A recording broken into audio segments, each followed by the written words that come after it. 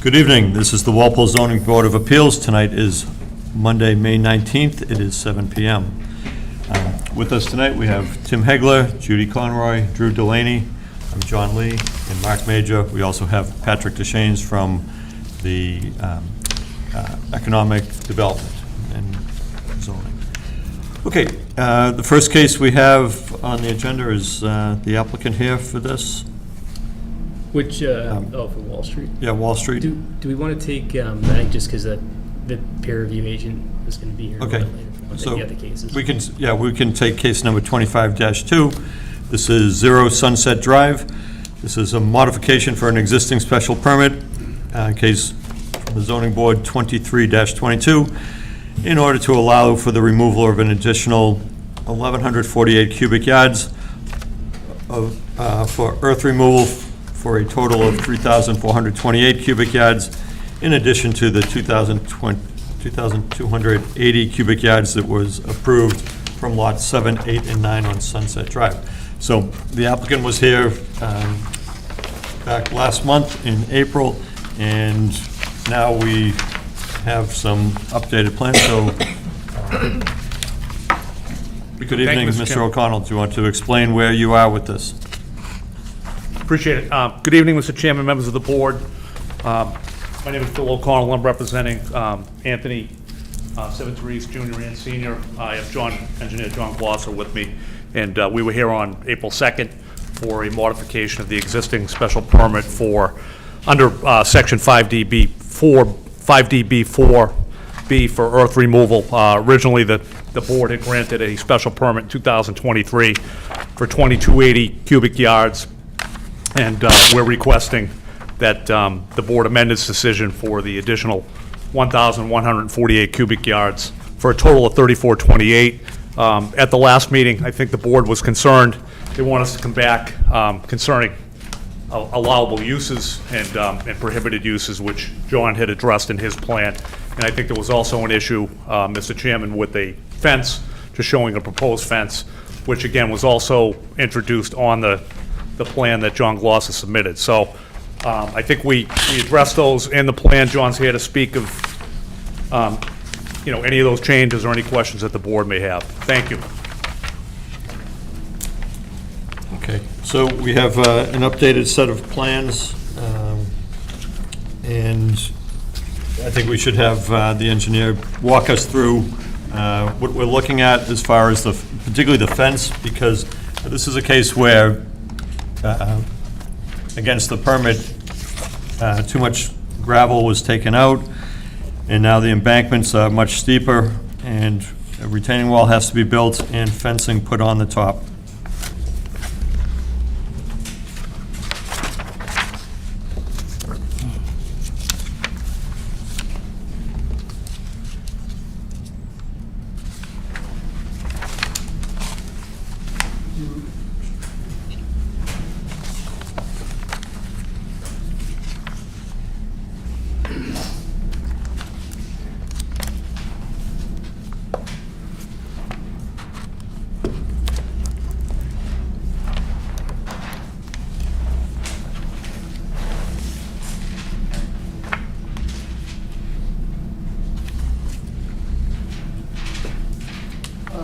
So, Mr. Chairman, members of the board, my name is John Glosser, Glosser Engineering, 46 East Street in East Walpole.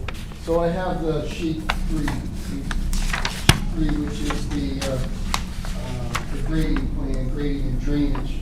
And so we put on cross sections of where the wall, so the wall is going to be 4 feet or less. No portion of the wall is going to be more than 4 feet high. But so you're going to end up with 2 cross sections. One where the wall has a slope of 2:1 or less, and that would be covered with spreading yews, so loam and seed and covered with spreading yews. And then the other one is the where the slope is going to be 2:1 or more, and that area would then be covered with riprap. The with stone. As far as the uses, so I just copied the prohibited uses right out of the Water Resource Protection Overlay District language that's found in the zoning bylaw, and then just added the proposed uses that the applicant is proposing, and those are on the plan now. So if someone shows up and there's a use going on that's on the plan and it's prohibited, it's, why are you doing this sort of stuff? So I think it kind of made it a little bit clearer as to what is going to take place there and what is not going to take place there. And as far as I remember, those were the only changes we made to the plan. Is that correct? Yes. Yes. Okay, so one of the things that you've added there is storage of vehicles, cars, trucks, and this is just a sand bottom. There's no pavement here. No pavement. So I don't know how other board members feel. I have some concerns about that. If there's just going to be vehicles, because who knows what could be stored there. Probably just track that from the allowable uses under the use table. Okay, so that was one of my concerns. Also, as I look at the plan, you show the retaining wall. Again, I know it's maximum height of 4 feet, but these blocks that are going to be placed in there, and then the slope going up with a filter fabric, so that's a textile material that's going to be placed in there. Yeah, the filter fabric is placed on the ground to separate the finer material from the coarser material so that they don't, over time, joint together and make a mess. And so, 9 inches of gravel is going to be put on top of that. I'm looking at the plan because this is what we're going to expect to be built on there to This stabilize. would be the normal way you would build a slope like that, yes. And, well, it's interesting that there was plenty of gravel there before, and now it's been taken out, and now we're going to restore this material. Where's the material going to come from that's going to? To tell you the truth, there's piles of gravel that are still there, so it can come from the site, right? There's spoils that are still there that I'm pretty sure there's enough to be used for this side sloping. Doesn't happen everywhere. It only happens in some spots on the site. And then a 5-foot chain link fence with slats around at the top over by the apartment complex and on the north side. Right, slats against the residential use, right? I mean, they're still in the highway business zone there, but it's a residential use because of the nature of its permit. So we want to, sort of block to the best of our ability the view of from the residential into the into the business area. Does anybody have any other questions or comments on this? Mr. Chair, just have one. So, John, I apologize for not getting to this a little bit sooner, but so when you expanded the uses in terms of what you want to store there, and again, I'm not zoning enforcement, but under wholesale, open or outside storage of materials, supplies, equipment, manufactured products in a storage yard completely screened from view at normal eye level from any street or any premises. So the expansion of uses, I would think, needs to have a fence around the entire property, not just the two sides. Okay, so you want the fence along the street and along All the entire property. Okay.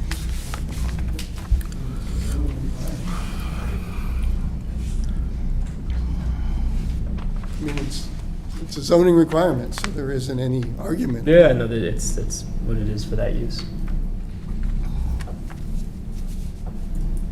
Anybody have anything else? Judy? I had some concerns, as John already mentioned, about storage of vehicles and cars and trucks. I also have a concern with empty storage containers. Define an empty storage container. I don't mean a dumpster. I know what a dumpster is. what's been in those storage containers now that they're empty? It's just contractors, storage facilities. I'm sorry, I Like a couldn't, Connex box, you know, when you go to a job site, you might see, it looks like a part of it, almost looks like a tractor trailer without wheels, do you know what I mean? Okay, It's called a all right. Connex box. okay, So they're mostly watertight, and mostly that's where people would store tools and wheelbarrows and things like that. okay, all right, good enough. And the first proposed use is storage of empty dumpsters. And I know it was mentioned they would be clean. I've never seen a clean dumpster. I've seen dumpsters in use. I've had dumpsters delivered to me when it rains and there's a little tilt.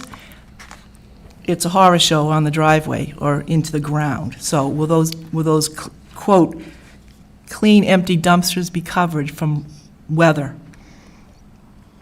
No, they're not. No, they're swept out, though. There's one, no, there's no. So, you know, this is part of their business is to provide dumpsters to builders and others. Understood.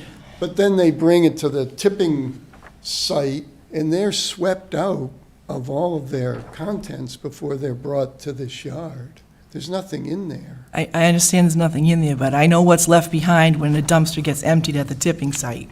It's swept out or not, there's still stuff stuck to the floor of the dumpster and on the walls of the dumpster, and they never come to you like stainless steel front refrigerator clean, Yeah, okay? yeah. The other thing, and I did ask at the last meeting if this was in a wetland protection overlay district, and I asked that for a reason. It's not on the plan. We're in a water resource. Water resource, okay, well, that's what I mean, Area 3. Now, I pulled some data information from another case we're going to hear tonight, and right on your map that you did, John, you've got zoning schedule, Highway Business District dash WRPOD Area 3. So I'd like to see that on the plan, because that's why we're asking what can be done there. Make sense? Okay? It's just a mistake. I mean, I don't think we tried to hide. No, I'm not saying that, I just want it on the plan. I just think somehow it slipped by me that it wasn't on there, that's all. Because there was a lot more information on another document I have for later on tonight, which talks about coverage and frontage, and I don't know if you need to go into that detail, but I think somewhere on this map, there has to be detail that says it's in the WRPOD Area 3, and that's why we asked for all the list of things that are going to be there. Right, that's, so that's why I'm saying that's the list of prohibited uses is right from the Water Resource Overlay Protection Correct. District.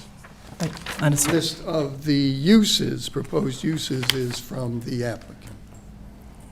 So it's, I mean, you're right, I don't Okay. see it That's on okay. there, It's just- but, Scrivener's error, right, John? Scrivener's error? yeah. Okay. And my last question is, why, seems to be a lot of things we're talking about that, why isn't this gone for a site plan review with the planning board? Does it not fit the criteria? I think it does. I think because there's no building, so I think it goes for limited site plan approval with the building inspector, that's my understanding. And I have talked to Building Inspector Crowley about it early on, so I mean, if there is any potential type of site plan, I'm hoping that we can address it in a limited site plan. Again, when there's no building. I know there's no building, but what you just told me was an empty storage container to put wheelbarrows and things in. Sounds like a shed. To me, that's a building. I know it's not technically a building, that's a stretch, but, You didn't require it, I don't think you required it on the original special permit, but, no, this just came up, I'm just asking. Yeah. Okay, I so would no, say one of the triggering criteria would be parking. So if they were going forward with parking spaces like this, and this is really obviously the building commissioner's interpretation, but 6 or more spaces classifies as needing full site plan review. So Did we put Right, so a there's no parking. There's no parking Yeah, there spaces. isn't gonna be any It's parking. just a But there'll be place- vehicles stored on the site, or are they not in an area, are they gonna just be splat all over the place, or Well, they're gonna that's- be in an area called parking? Exactly. So I mean, if it's going to be vehicles on site, then it really, it should be paved. I mean, if it's in an area Right. 3, Well, then- so. no, there- He said they're gonna take that out. That's what I mean. Yeah, So there's no parking, there Okay. aren't gonna be any vehicles on site. Okay, People- because- People be getting dropped off, maybe dropped off, or, but, no, there shouldn't be any parking. Okay, because that's gonna come out. Very clear. Point number 2, storage of vehicles, cars, and trucks, because it's on a sand, just in a sand bottom there. So that's my concern. We're in the Water Protection Overlay District, and we don't want that. You already said number 2 can come out, so when we have a revised plan, that one can come out. So we also need to see the fence around the entire perimeter. As Patrick just said, that's now a requirement based on the use that you've described. I mean, is the fence still gonna be required, even if there's no parking? Yeah. It's Yeah, just- it's storage of screening, equipment. But we'd like to obviously try to avoid the I expense. think Patrick's reading in a different Yeah. location. No, I see. It's not the buffer zone, but just the,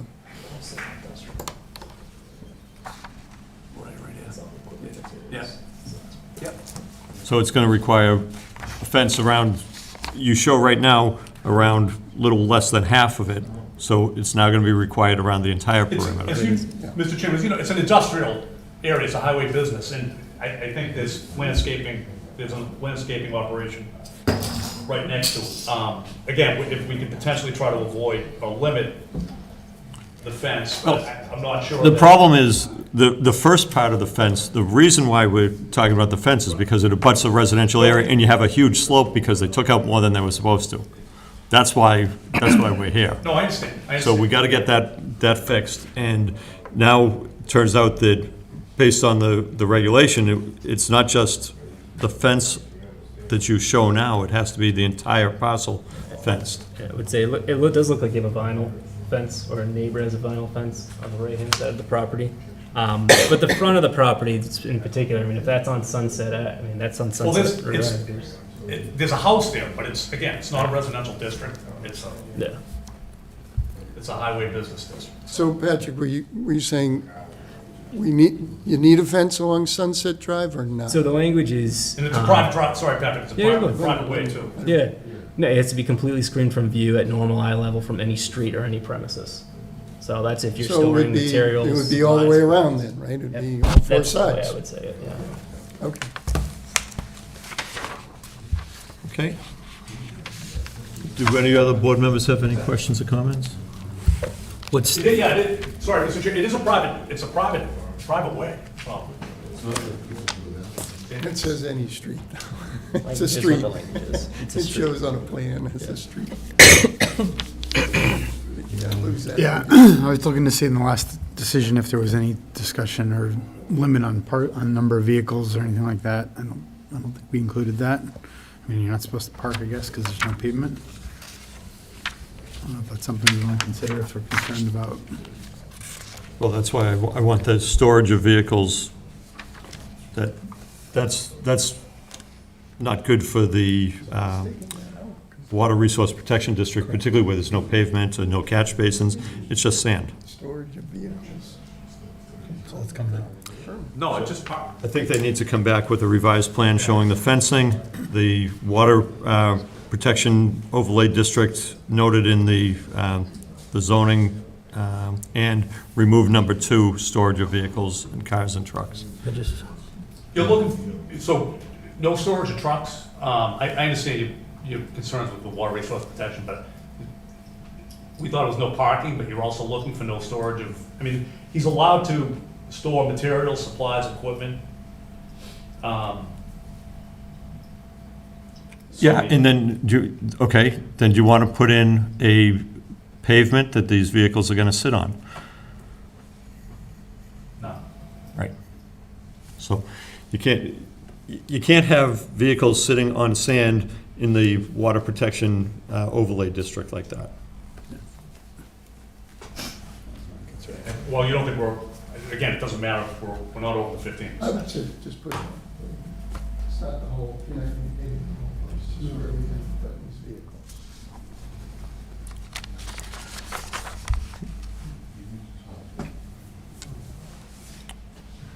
Anything else?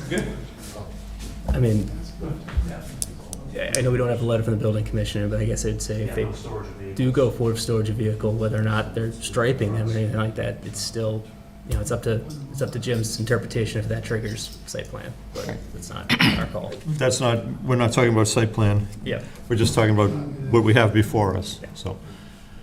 Okay. No more gravel's coming out of this, right?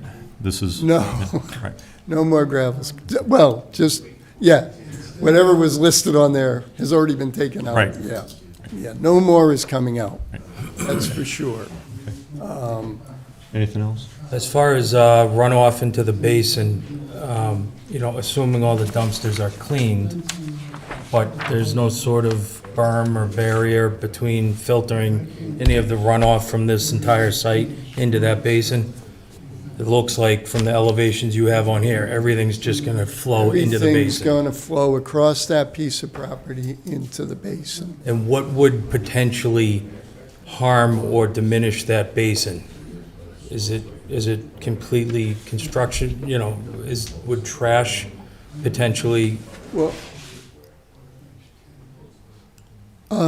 so I'm not sure if we did it for you, but there is on file with the Conservation Commission agent an operation and maintenance plan for how that basin is maintained, how it's cleaned, that, you know, how its size is maintained, and I don't think I saw a note on these drawings about anything maintenance or, So the operation and maintenance is usually an 8.5 by 11, you know, piece of paper or multiple pieces of paper with all of these items listed on them. and who maintains that? So the owner is responsible Okay. for that maintenance. You can, if you want, require that, you know, the report be forwarded to you once a year, usually around in the spring sometime, May 1st or something. We used to put January 1st, but everybody got, oh, the holidays in the middle of Right. winter and this and that. But that's usually a good time to go out and take a look at it and see if it's working and see if it's clean and see if, you know, there's any issues and take care of them. And then provide a report. So it should be done by someone who, I mean, I don't think you need a registered professional engineer, but someone who's sort of in the business of, you know, stormwater management. There's plenty of people who might not necessarily need to be engineers who have qualifications to provide that report to you. It's up to you. If you want to require an engineer to do it, then an engineer has to do it. But I actually think that's overstepping what. Yeah, I'm not because that's more of a necessarily, conservation issue, right? right, I think it's already in the, it's already in the administrative stormwater management permit that goes. my original question was, there's nothing to filter the runoff from the entire site before it enters the berm. I mean, excuse me, the basin. Is that correct? There's nothing that filters. Okay, that's all I wanted to ask. Thank you. Okay. Sorry, Mr. Chairman.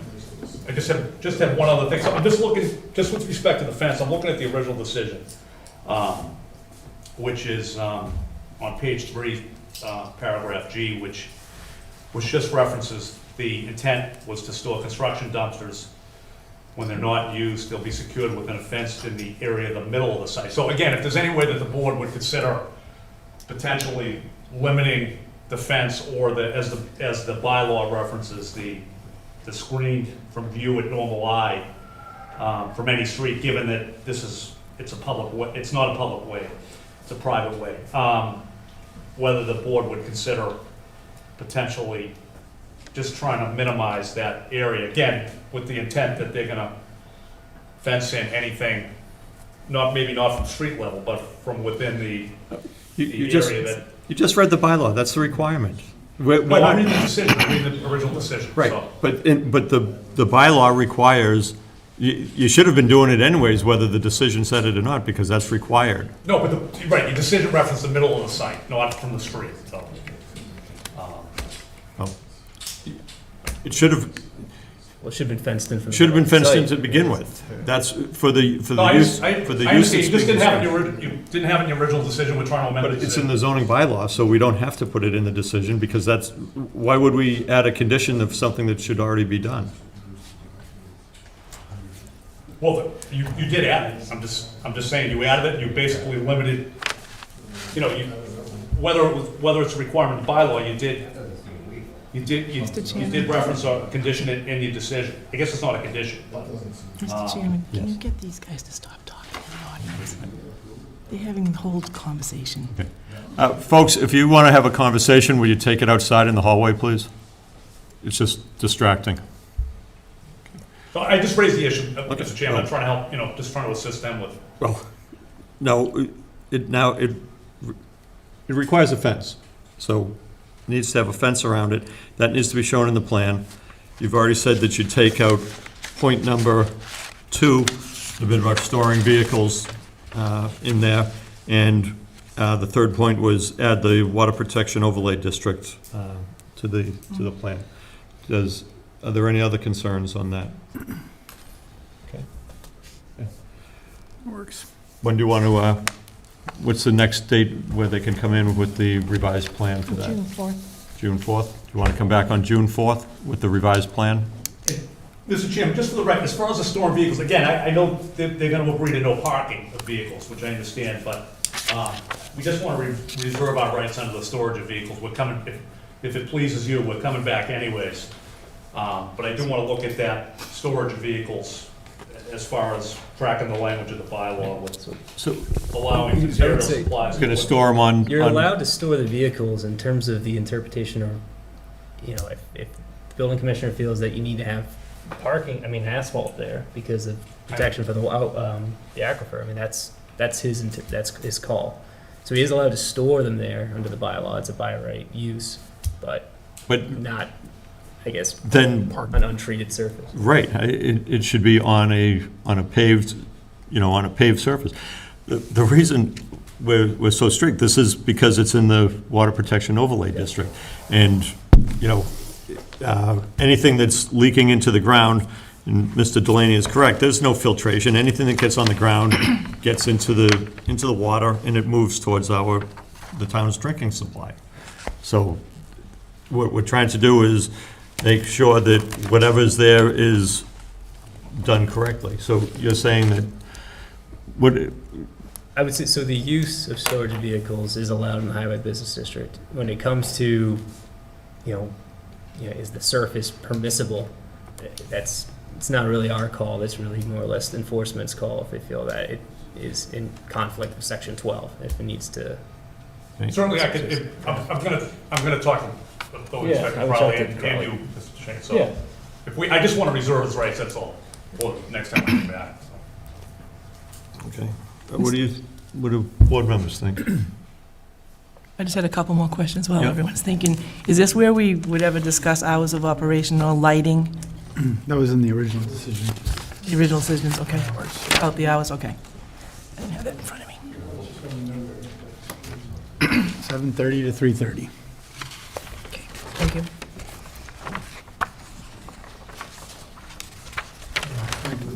I'm concerned with any vehicle that has oil or gas or anything being parked on the ground for any period. In particular, we're not just talking about on the ground, we're talking where everything's been stripped off the ground, and it's just directly on the gravel going into the ground. So, That would be equipment and vehicles. yeah. Not a big fan of this storage of dumpsters. I mean, you think of all the places in the world you can put dumpsters, and somebody thinks it's a good idea to put it in our water protection overlay district, But, that's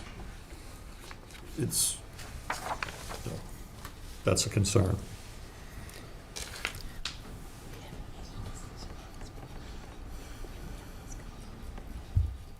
Okay. That's good. You want a revised plan for June 4th? Okay. Okay, do you want to come back on June 4th with a revised plan? Okay. Hold on, we got to vote. Does somebody want to make a motion at the request of the applicant to continue this case until, this is case number 25-2, 0 Sunset Drive, until June 4th, 7 PM here at Town Hall? So moved. Moved by Judy, Second. second by Tim. Any further discussion on that? Okay, all those in favor, say aye. Aye. Opposed, abstained, so carried. Okay, Thank you, Mr. Chairman. okay. Thank you. Yep. I'm identifying as Tim tonight. Thanks, Sean. Wait, did you guys switch seats? No, I always sit here. See if you're paying attention. Did you do this? Did you set this up tonight? I thought you were always at the end. No, he's over there. You know, I'm not the one that always sits. That was a sub. Actually, I did used to sit over there when I was an associate. Then I moved over. Just figured. Any, so, for the next case,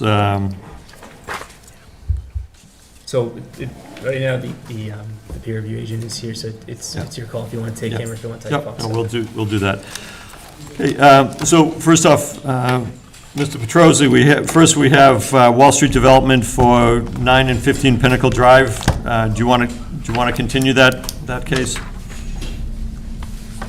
This is the comprehensive permit under Mass General Laws 40B. Made it record time. Yeah, good evening, Mr. Chairman. Hey, excuse me, you distracted me. Well, Go ahead. yes, I'd like to continue. We had our first hearing with the Conservation Commission, so let's try for 60 days. Okay, Need an extension. yeah, we need an extension of time for, And hearing. Continue the extension of hearing. time for 90 days and extension 60 days out. What's the So date? that would be August 30th. Okay. So August. we're good until June 30th, so that would be August 30th, and then it would be like July 21st would be 60 days out. That would be the That's our next meeting. Yeah. Next meeting. the July meeting. Right, and, yeah, July, yep. Is it July 21st? Because we don't use the second, because it's too close to. The 4th, yeah. It's too close to the 4th. And 30, okay. Okay, July 21st is a Monday, but Yeah. Is it the third Monday? That is the third it's the Monday, third Monday? Yep. Okay, okay. Mr. Petrosi, do you want to continue the case until July 21st and an extension of time until August 30th? Yes, please, thank you. The applicant has requested the continuation of time and the case. Does somebody want to make a motion to that effect? So moved. Moved by Mark, Second? second by Tim. Any further discussion on Pinnacle being kicked down the road? All those in favor, say aye. Aye. Opposed, abstained? Okay. Mr. Chairman, can I ask one question? You know, I'm not sure if it affects, because we only have 4 members here, does it affect, because we didn't take any testimony, does that affect the Mullen Rule at all? Not for that. Okay, all right, Not for that, because Okay. we're just continuing it. No evidence was taken. just wanted to check, it's just a little technical. But moving forward, I mean, we have 2 members that are out, and they can Mullen this, both of them can Mullen Yeah. Dupee. Dupee. Okay. So, do you want to continue with Sure, the case why tonight? not, yes, we got everybody here. Okay.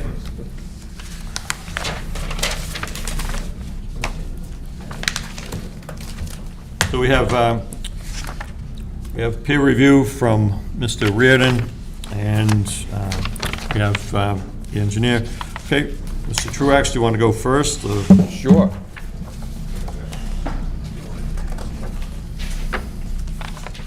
Just for the record, Rob Truax, GLM Engineering. So we made a revision to the plans based on the peer review comments. And then since that time, we submitted a revised plan, but then we had a Zoom meeting between myself, Patrick, and Sean to review those comments and what I had submitted. And since that time, we did a second revision, and we submitted it to the board. And I just wanted to touch on the changes that we made, and Patrick and Sean will verify. So we had some discussions at that meeting between the three of us, and I think Patrick was trying to voice the concerns of the board, and Sean had concerns of his own. So the changes that we made as a result of that meeting were the setbacks on the proposed homes. The original plan had 20-foot rear yard, as you may recall, with a 25-foot front yard.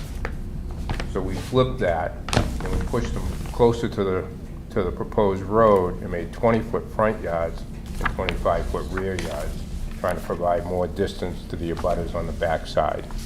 That was one of the comments that we made. And in doing that, what it did too was, Sean had a concern about the swale behind the buildings and making sure we had room to grade that, and not so much build a berm, but grade it so it was actually in the ground and not creating a berm along the property line necessarily that we had to build, but we could just carve it out. So that helped us give the area to do that. So it was the other change. And the other thing was we from about this point here, it was catch basins, the first catch basins out, we dropped the road about a foot and a half to blend it with the abutting properties to be more of a blend point so that the road's like even with the existing grade all the way up. And I believe that was it. And we conducted another deep hole test in the drainage basin for groundwater since that time. The proposed new drainage basin. The proposed new drainage basin. So that's where the existing house is right now? Correct. Right. And yeah. how did it, High water table, So- 26 inches, 2 feet water table. That's what we found when we did the old basin that was in here. Same situation, just same soils, just moving Just it further down. 25, 30 feet further down? Right, same type of soils. And, you know, we did have Kyle out there when we did the original test pits for this new basin. Kyle was with us. We had the town engineer witness him, so he saw it too. And it's the same as what the other basin was. So I think with that, I mean, I'll let the board, and Sean has some new comments that we just saw. And I had a conversation with him this afternoon briefly, so he's gonna go through that as well, I'm sure, and we're amenable to listen and make any changes we gotta make going forward. So, do you want to address some of your comments? Sure. And Patrick, you and I talked last week. Has the zoning board been paid a fee for this application? We have, yeah, so that was. So it came in? Yeah, it should be in your packet, letter from the applicant. He's still requesting a waiver from the fee, but Fine. the check's been provided. Yep. Okay. Okay, I wanted to make sure that was covered. Good. Okay, Mr. Reardon, good evening. For the record, Sean Reardon, Tetra Tech, the board's peer review consultant for the project. I think Rob did a really nice job explaining sort of the history of the project. We had a series of comments that he addressed, most of them. We had a few leftover ones. Principally among them were my concerns that along the boundaries of both sides of the project, there was like a berm created that prevented the water that used to go down to Dupee Street and run down Dupee Street from getting there. So Rob addressed that by making the changes that he made. He also referenced the discussion with Patrick about changing the setback. That obviously created some more space out back. I think at this point, our technical questions are all addressed. The one big concern we have is the detention pond. And not necessarily from a safety perspective or anything like that, but more because, in my opinion, it's going to end up making the back of the house next door wet. Because if you can imagine, it's already got a high groundwater table. We're going to store 3-4 more feet of water above that groundwater table, expecting it to go into the ground. And it's naturally going to be coming out of the ground immediately down gradient from it. We've asked for some clarification in some of the detail that was provided, but in further thinking about sort of potential solutions, really, there's not a whole lot of benefit to having that pond recharge at all. So for example, right now that pond has an open bottom. The water's allowed to infiltrate into the ground. Our concern is that that water is going to infiltrate into the ground and then make the property next door wetter. And when you say the property next door, you mean the one on High Plains Street? 253, yeah.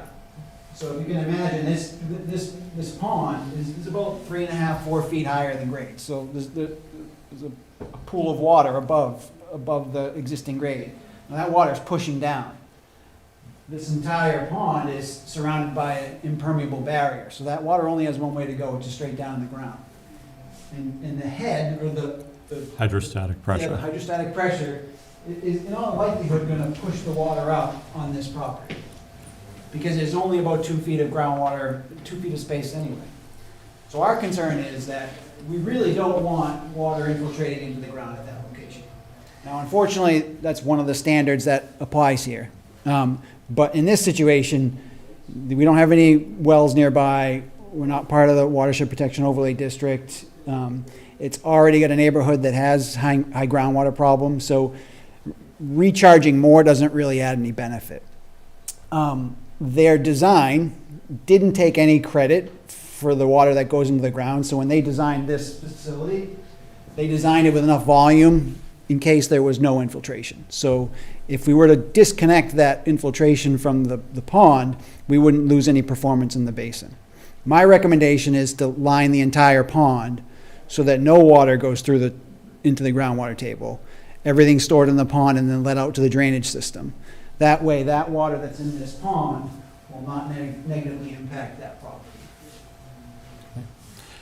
So I understand how the water's going to get in there in a storm event, and then it's just going to slowly come out through a weir or something? How's it going to leave if the whole thing's lined? There's still a connection to the drainage system. Yeah. So there's an existing catch basin down here on the drain line in the street. They're having a new pond here, and then a connection out to that catch basin. So the water will, to your point, it'll leave through the basin through a controlled structure called an outlet control structure, which has different orifice size to match the pre-development runoff condition. Have you had conversations with Mr. Truax about this? And Earlier today. I would agree with him. We were in agreement with it, yeah. I would be willing to put the line in, but talk to Mr. Petrosi. Okay. I don't think it's a bad idea. Well, I think we have two engineers saying that it makes sense. We want to protect the people in the neighborhood. And, yeah, I think that makes sense, so. How do we make that happen? We'll revise the plan. Okay. We'll put on the plan. If you can condition it, or we just give you a revised plan. Or both. Yeah. Anything else? So that's good. That's a very good technical catch. I sure wouldn't have caught that, so thank you. Yeah. What other concerns? I know I read your report. It goes back to your concerns from all along. It's very densely developed. It's built out to the edges, storage of materials. Is there any way around that? You've solved a good problem here with that, so what else can you solve for us? Can't create any more space. Right. Yeah, I mean, to your point, originally it was a question of density and not, we have a very, very atypical small roadway, very atypical small right-of-way. So there's not a whole lot of space available to serve sort of the access needs and the ancillary needs of the development. So from day one, that was the case.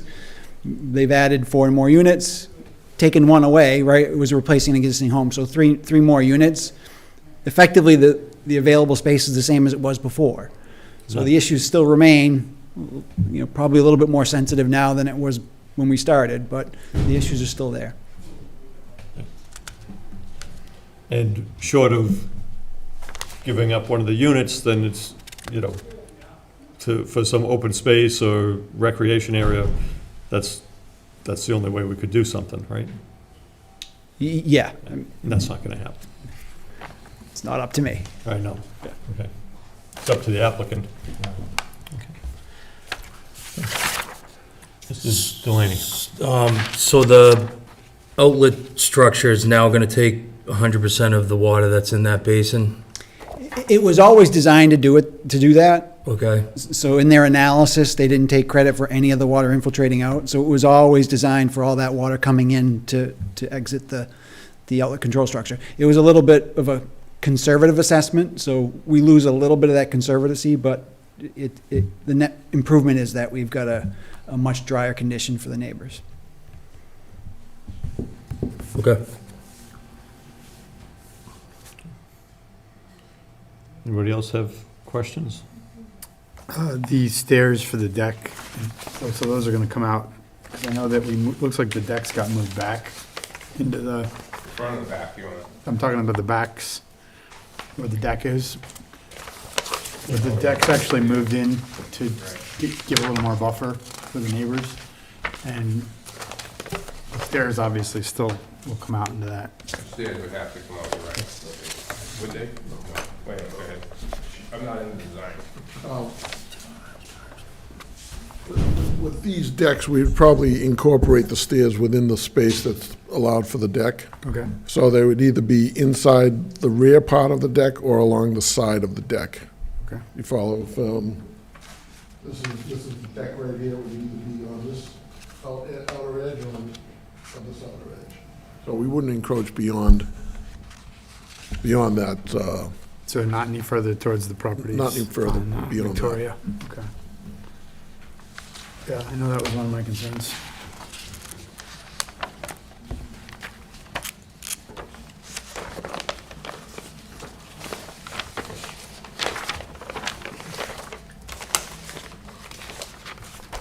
Anything else? John, I just have a quick question for Rob, actually. So, I was having a conversation today with Carl. When you're creating the utilities plan, the intersection right at Dupee and High Plain Street, looks like there's like a comment that's just floating or extra. I'm not sure if that was for a previous change Oh, or. I don't, maybe. Which comment? Proposed water connect to exist with tapping sleeve at Oh, and right. gate. No, What- we're gonna connect to the existing stuff. Oh, you are? Yeah, so we weren't before, Okay. and now we are, so I figure that stub's not that old, I guess is what, that's what yours said. Yeah. So I was concerned was you thought that was floating. Oh, that one's floating up That there. one. That Yeah, one's yeah, yeah. floating. Okay, yeah, the old one. Yes. Yeah, the old comment, I'll take that off, I see what you're saying, yeah, you're right, you're correct. Just want clarity on that. Yeah, because before we weren't gonna use that stub, Okay. and now we found out that it's not that old, and it's in good condition, so we're going to tie into that. And, because before we were gonna go into a tap. Okay. Yeah. I That's know. what the old floating one is, I believe. Alright, yeah. Yeah. Sorry. Something he saw and I missed, so I'll bring it up. He's good like that.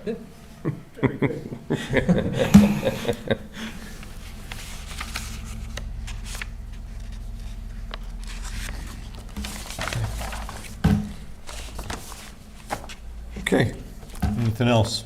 So, oh, yep. Do you want to make a comment with, right after, you can go. Come on.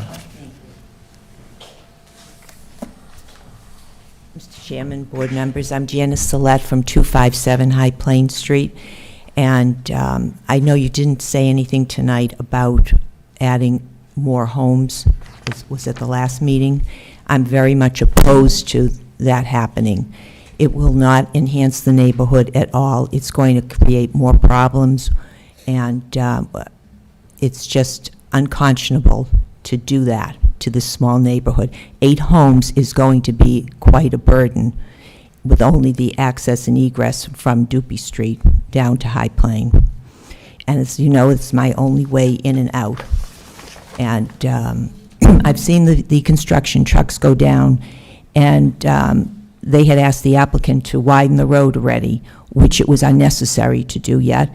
He's taken down shrubs from the house across the street that looks to me like he didn't have to take them down. He was like just about an inch away from the line. But that being said, what I'm more concerned about is on the water issue. When you said that it's going to create being a little drier, that won't affect me at all. I get flooded, and this construction is not helping any. My sump pump goes 24/7 in the weather like we're going to be getting, and it will stay even when the sun is out for a long time because of this. And this construction is really not good. And as the applicant had said before, that the 42B was approved, and so that the other thing where he wants to purchase that home is a separate thing, and that's well and good. He's got his 42B. Now he wants to try to make more money to make up for the loss of doing the 42B. That was his option. So, as I've said, 8 more homes is more than this neighborhood can stand. And I know that the problem I'm going to have with the water and the traffic and my privacy, I've asked about possibly putting a fence up for me, and we'll see if he comes through on that. When I thought that when the trucks pulled down the wires from the cable to my house, I thought it didn't affect anything. I found out after the fact, months later, that I actually lost internet, phone, and cable, not always at the same time, but after having Comcast there several times, they found one of the wires that had been pulled out was all frayed, had been reattached, and then there was another wire that was pulled off that was causing the problem. Then I had a shutter pulled off my house when they pulled the wires, and the applicant was very nice. He had one of my workers who was at my home put my shutter back up for me. He said he would pay him. I don't get into that. But now I see that that shutter that was put back is broken. So the applicant said to me, oh, go get another shutter and get someone to put it back up for you. I really don't think that's proper. I think he should be taking care of that. But he's done other nice things for me. He moved a few of my bushes when I had less than 24 hours notice that, not bushes, they were plants, that I wasn't able to get moved. So he did have those moved for me, and I thank him for that. But this whole project is really, really much too large for the neighborhood, but we're going to have to live with what we've been dealt with.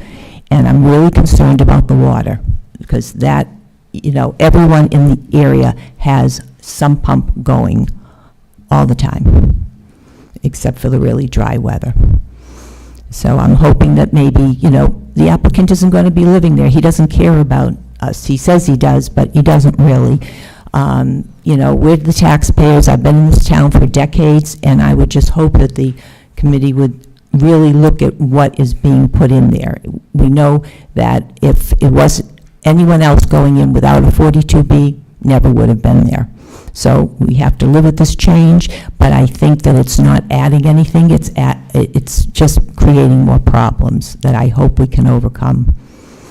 So I hope you'll take that into consideration. Thank you. And thank you for your comments. We've taken everything you've said into consideration. We're trying to get the best deal possible for you. I agree with that. I know you guys have the whole committee has worked very hard on this. But we're up against the 40B, as you said. And so that, like I said, that's done, and I understand that, and but there are still problems. But you do understand this, he bought your neighbor's house. He didn't buy it yet. Okay, well, he has it under a purchase agreement. So, but that's now part of the 40B. That's not separate. Those are not, there'll be an affordable unit that's put in there. That's why it's under 40, it's still part of 40B. That I was not told. Okay, so. And I don't understand why we have to increase it. The town has already met their quota. So does the zoning board have to go along with the 40, it's a 40 or 42B, I'm sorry. 40B. Yeah. 40B. Yeah. Do they have to go along with that? Because we've already gotten the other approved. But I don't think we need any more of that. I mean, it's just unconscionable to put that much housing. It's not a city that needs to have housing. We've got housing everywhere, and the applicant has projects, as you know, in other areas too. So there's plenty of housing in the town. And that's why I object to it, because it's overburdensome. There's no room. We know all the issues. I'm not even going to go into them. I know. But, so that's why I feel that we just that should not be, and hopefully you'll vote against it, because it's unconscionable, in my opinion. Okay? Thank you. Thank you. I appreciate your time. Ms. Con, oh, right. Go ahead. Jim Doyle, 12 Victoria Circle.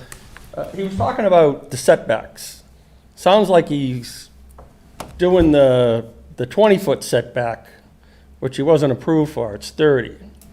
And now he's gonna push it up to 25, and then push the whole development up 5 feet. Are we at 30 or the original, or are we at the 25 that he was looking for? We were at 25, not right? 25 rear yard setback to your property line from the, Well, it's supposed to be 30. well, that's the existing zoning, right? Right, the existing. So it sounds like they're assuming they're getting the 20, and then they're just gonna push it up 5 feet to make it 25. 20 with the last decision. What's that? right? Didn't they get the 20 on the last decision? Yeah, so the last,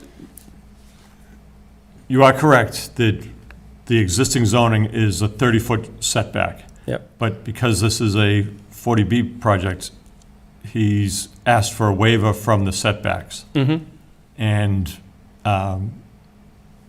so, on the last decision, we said 20 feet from the property line, and we weren't wild about that, but we didn't feel we had any other way to do it. Now it's going to be 25 feet from your property line. So you haven't gained anything, you've got a monster behind you, but it's at least 5 feet further back than the original plan. Who approved the 20-foot setback? Is it the This state board. or? No, this board. Well, Technically the state. actually, I should clarify that. This board never approved this project. We denied this project. It went to the state. Yeah. And it was appealed, and then they sent it back saying, no, you need to approve this project. No, I'm just talking about the 30-foot setback. That was the original. When did it, from the last meeting that we didn't have, how'd it get to 20? I know he asked for it, but I didn't know that he's been given the He's been 20-foot given setback it the 20 was given by the state. by the state. Yeah, not this board. This board voted it, this board denied it. I know, you guys have been fighting it all the way.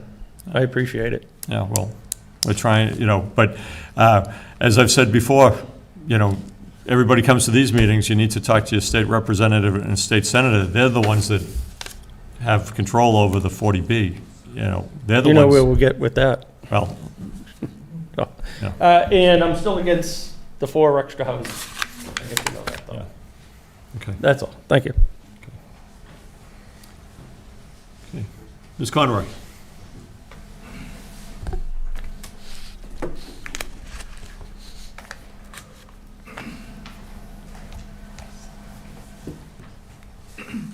Judy Conroy, Elm Street, Walpole. Good evening. I have a question about this pond that's going to collect water. I heard 4 feet when it's full. 3 feet? With the berm, okay. And what's the dimension of this 3-foot pond with a berm? Diameter? It's about 50 by 100. 50 by 100. And when it's full at the 3 feet, I'm sure is at the max? Yeah. So it'll have controlled openings. Once it gets to 3 feet, it's going to start draining? Oh, no, it drains when it starts raining. It drains from the bottom? Okay. So if it is ever at 3 feet, how long would it take to empty? Got that number off the top of my head, about 24 hours. Okay. So, did you just say 50 by 100? Okay. That's like a wading pool. And I look at that as a terrible attractive nuisance to anybody walking by. Any kid, it's an open, I'm still going to call it a pond. It's also a breeding ground for mosquitoes, and I'm not Mrs. Earthy Crunchy here, but believe me, but heard enough stories about breeding grounds for mosquitoes, how they have to get treated, and if there's standing water, and would there be standing water? At certain times, there could be standing water, Could be probably. standing water. Is that true? Could be standing water? For a period of time, but it's required to drain within 72 hours. Okay. So it should be dry for most of the time. Okay. So when it's just drained after 72 hours, what does it look like? Slimy bottom? Grass, vegetation. Okay, so there will there be any fencing around this 3-foot pond with a 1-foot berm? Will there be any fencing around this 50 by 100 3-foot pond?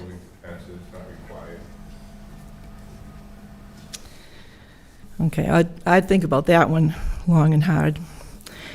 On Mr. Sean, I can't remember his name, sorry. On Mr. Reardon. Mr. Reardon's cover letter, he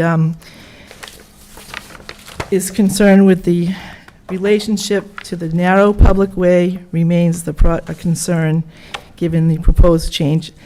Adds 3 additional homes to an already underserved development.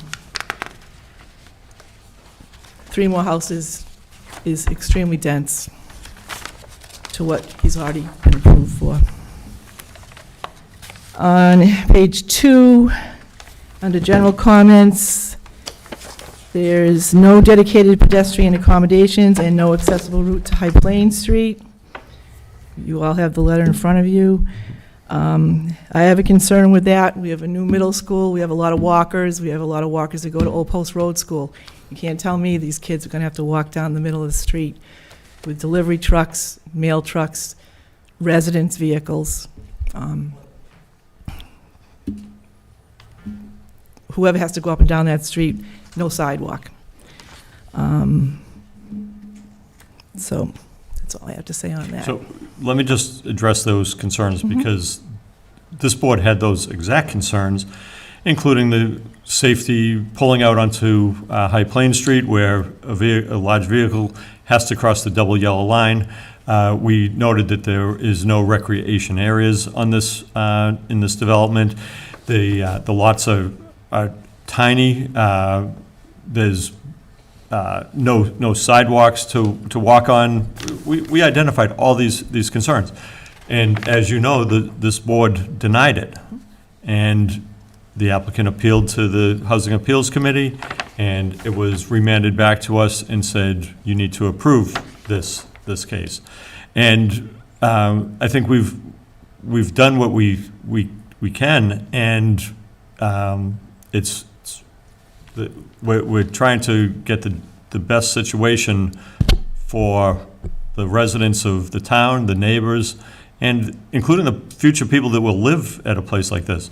But it's not going to be, we've identified the safety concerns, and the state doesn't seem to be concerned about those safety concerns because the importance of affordable housing in their mind. I disagree with that, but that's what we're dealing with. So the original decision was for how many units? It was for 8 units. 8. And now there's 11, so we how many affordable units do we gain? 3? So 1 more. 1 more? And just for clarity, there are 12 Units. units, but they took away a house, so it's netting 3. Netting 3? Okay. Okay. I guess the big question and elephant in the room is, do you have to approve this request for modification? No. Okay. But I we'll think- find ourselves right back where we were before, and it'll probably be even easier for the applicant to appeal because, we've already lost on the previous appeal. So, but no, Well, we, I'm going to agree with the neighbor who said, enough is enough. 3 more adds more density. The houses are 11 feet apart. You might as well shake your hand with your neighbor. yeah, again. I know that. I'm sorry, John, and I'm just speaking, but the thing is, if we don't have to approve it, deny it, and let them appeal it. I know it's a go-around, it's a hamster in a hamster wheel, but I would suggest you deny the request for the additional 3, 4, whatever he's asking for at this point. Thank you. Okay.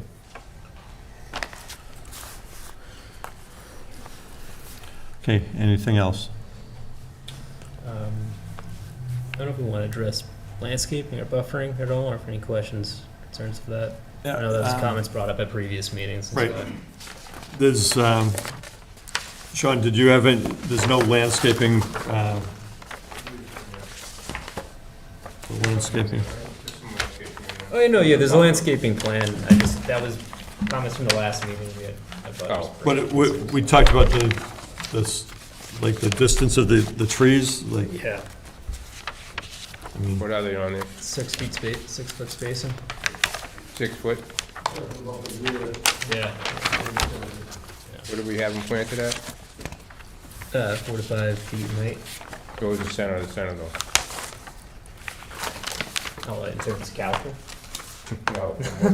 Somebody else. There's 6 feet in space. Oh, 6 feet Yeah, on yeah, center. sorry. 6 feet on center, yeah. And those the arborvitae green ones. Yes.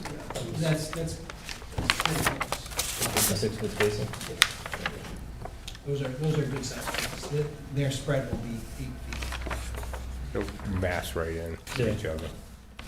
Yeah, no, that's, I don't know if people had any comments. That was good comments from the last meeting. To address the landscaping plan. Call. I mean, the applicant has done what was asked, put a vegetated buffer along Victoria Circle. And, you know, if anything, I think things are improved in the sense, you know, that there's more space back there to work with the swale. I know that's what Mr. Reardon and Mr. Truax have said, that it's better, you know, so. I didn't have any questions on the landscape. Do you have, is there something I'm missing on the landscaping plan? No, I just looking at notes. So no comments. It's fine. I mean, I do notice that right now, there's no stop sign at the end of the street. There's very little kind of markings or lines or anything. I know that's more town, but I think it would We be didn't have a good to- stop sign or stop line there? Not that I could see from, We should. We don't. should have something on. No, I'm just absolutely. pulling out I thought we had one. State law, when you come to the end of the street, you're supposed to stop and look before. I realize that, but you're adding 12 more I'm units surprised there. it's Not not. everybody knows the state laws or follows. No, we should have a stop sign and stop line for sure. Absolutely add that. Good. I thought it was on there. Just trying to imagine multiple cars turning in and out at the same time. It could be messy. That's gonna happen anyway. Probably already happens today. Just gonna happen a lot more.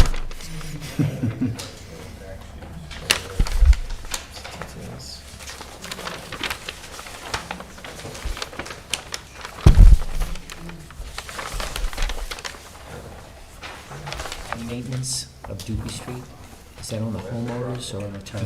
That'll be on the homeowners association.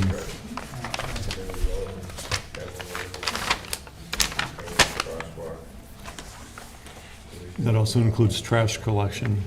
They'll have a homeowners association for this. Okay.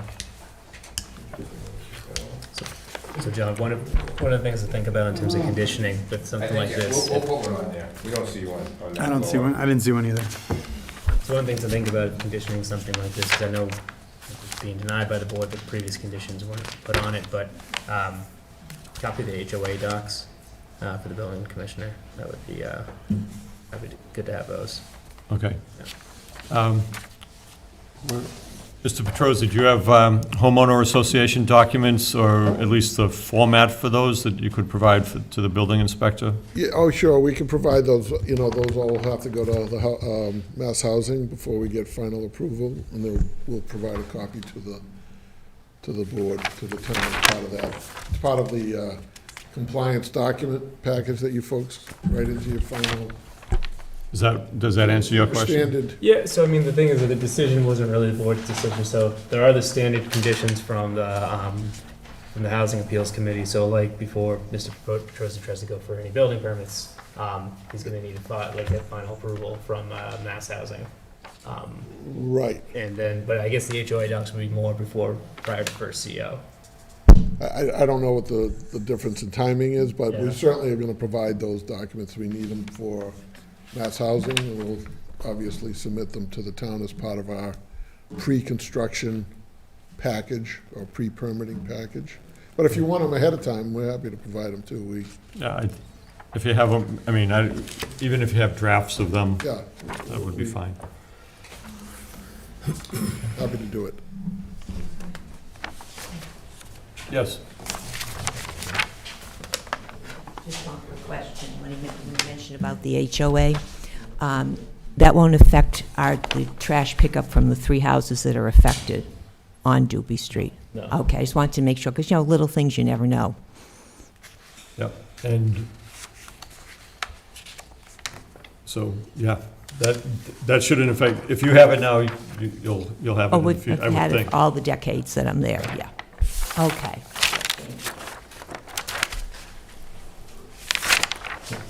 Mr. Chairman, we're happy to continue the hearing if it's helpful to provide the revised plan and add the detail onto with a liner to the basin and whatever other information you're looking for. I think a revised plan, that would be the next step. Right. I think there's still the issue that this board never approved the previous plan, and how do we move forward on that, but, I don't understand that process. what's that? I said, I don't understand how that process is right. Well, we have a plan, we have a project that this board never approved, and you've come back for a modification for it, so, Just one thing I wanted to add, I brought up a comment about the whole maintenance of the road. So on the plan, there's a note that says a section of Dupee Street is to be maintained by the town. I had asked for it to be removed, just so that there's no confusion as to who was gonna maintain the road going forward. So just something that should probably be resolved, that there are 12 homes up there now that are served off of an undersized road. I don't think it's a reasonable expectation for the town to have to maintain that road. But that being said, the town does maintain a portion of it right now.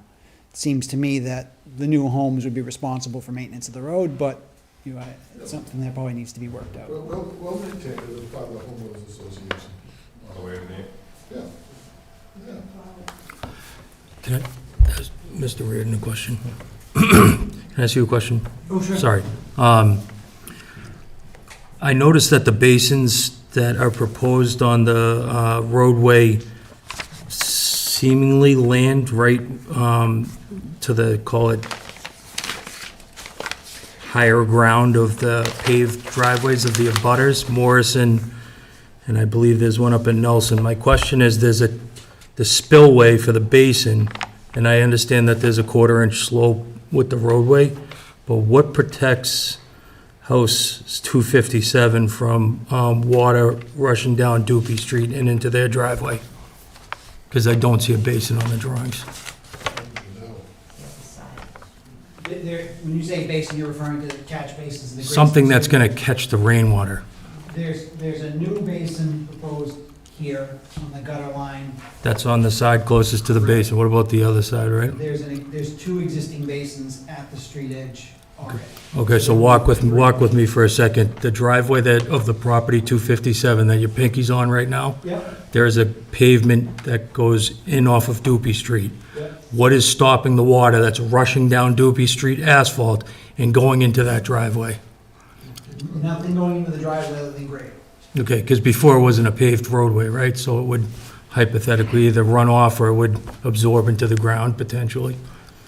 Yeah. But now we're adding asphalt, so we're gonna divert the water to somewhere. Right, so the thing that keeps it from going into the driveway is the shape of the gutter. Right. So the driveway's slightly higher than the gutter line of the road. Okay. And that water should pass the driveway and get to the catch basin. Is that called out anywhere? I see a cross-section of the roadway, but I don't see that specific instance that you're speaking to, and for the benefit of the neighbor, called out. Yeah, we'll make sure we address it. We call out for new driveways. New pavement for the apron, right. They're gonna put new apron. And that will be raised above the grade of the roadway. Generally, they leave a lip. I understand what they generally do, but it would be based on the homeowners association to then battle an abutter or something like that if it was consistently washing into their driveway, correct? Yeah, no, we're So gonna- it should be addressed in the drawings. Yeah. Well, it is, that's why we labeled to put new aprons on all those driveways. I saw that, but I'm saying there is no basin currently shown on the drawings on that side of the roadway, stopping the water from entering their driveway. Correct, before you get to the house. Past the house, there's. I understand once it gets past the house, yeah, you'll stop it before it gets onto High Plain. But to not adversely affect any of the abutters, I guess that's my major concern here. Are you satisfied with that answer? No, but I'll live with it. Well, I'm assuming it will be addressed in the next drawings, or I'll bring it up then again. And what I'll do is I'll work with Rob to make sure we get the right language on there. Yeah. because I asked you that question if you're satisfied, because I agree with you. I think that's, We'll add driveway detail. okay. There's one of the, I think, Alan has one of the general details. We'll get a driveway statement detail, so they'll know that they have. If an abutter brings it to the board's attention that they're consistently running their sump pumps in the drawings of the new development that your applicant's providing to us, shows a large area of asphalt, non-pervious, flowing into their driveway, I think it should be adequately addressed in the drawings. No, but it would just increase the damage to their property. We'll make sure that that driveway is created properly. Okay. We'll ensure that. And Drew, just for clarification, there are catch basins up. Up higher, right before the other driveways, but not this particular property. Right. At the lowest point of the Dupee Street. Yep. All right.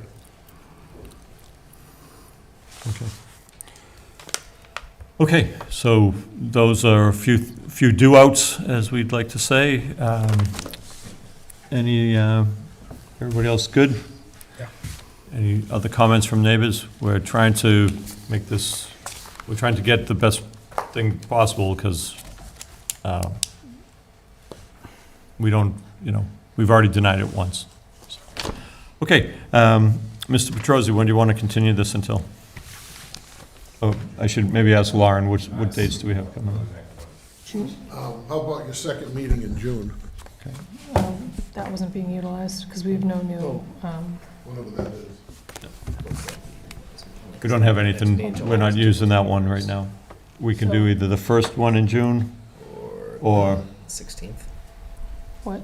So the second meeting in June is the 16th. Is that the other date?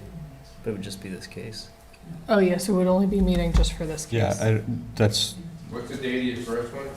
June 4th? It's only 2 weeks, right? yeah. Yes. Yeah, that's gonna be difficult for Yeah, me. we got other things. July 21st. July 21st? July 21st. Aren't you gonna be meeting between now and then?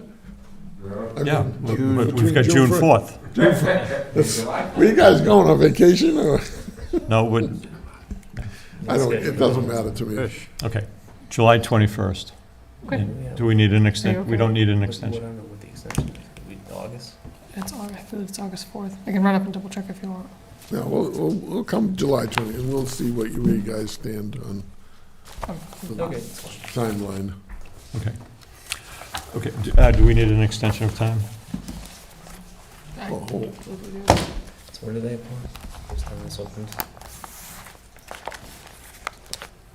Public hearing notice? No, sorry, I did. Do I have a copy of it in there? So it looks like February 20, I think you have until August. January 7th, it looks like we got the revised plans.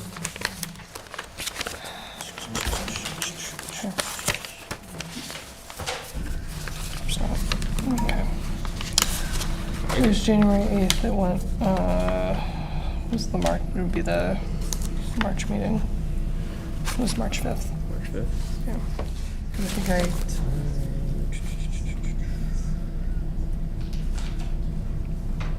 we can just do August 30th for the other one too, just to keep it consistent. You want to do that? August 30th, so it's consistent with Pinnacle? Yeah. You want to do that? Sure, why not? Okay. But So, at the request of the applicant, does somebody want to make a motion to continue this case until July 21st. 21st, and a continuation of time until August 30th? So moved. Moved by Mark, Second. second by Drew. Any further discussion? Okay, all those in favor, say aye. Aye. Opposed, abstained, so Okay, carried. thank Okay. you, thank you. Okay, we'll see those revised plans. Is that, what's the date? Okay. August 30th? Next on the agenda, we have case number 25-3, for 1 Foxhill Drive, modification of a previously issued special permit, case number 2330, under section 5B14DD of the Walpole zoning bylaws, to update the approved plan, impervious surface area to maintain the same. Okay.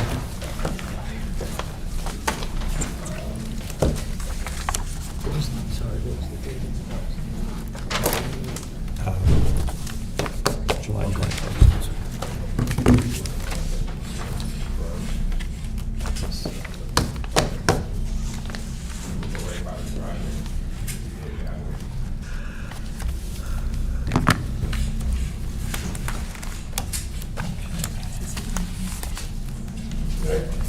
Good night. Okay, good evening. So,